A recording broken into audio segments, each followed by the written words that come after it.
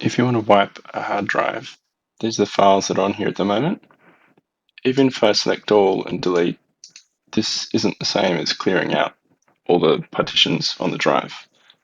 You right click on this PC, Manage, then Disk Management, and this shows you all the drives in the computer, including the partitions. This one is D drive. You look down until you find D drive, which is this one, and that is this drive at the bottom. D drive is one partition, but it's not all the partitions on the drive. If you right click on this, you could format it, but that will just wipe this one.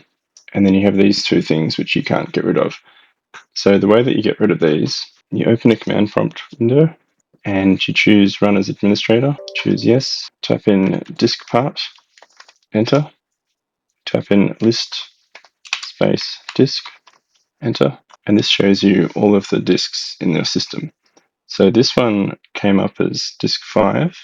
So to wipe just disk 5, you do cell, which is select, disk 5, and then you do list disk, and you can see there's like an asterisk next to the one that you've selected. You can do list part, which is list partitions, and then you can compare the partitions. So if you have 2 or 3 hard drives that are all the same brand, then this can help to identify which one is the correct drive.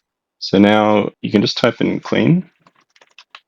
That will wipe that particular disk. Do list part. You'll see there's no partitions. So now you do exit. So exit again.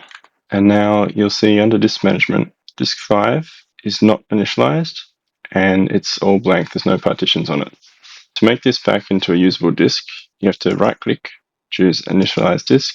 You can choose which one. Normally just choose this one. And then once you've got your drive, you can right click it, do new simple volume, next, next. You can assign a drive letter, next. And now this is formatted and it's empty. So you can put things on here. You can make folders, you can delete them.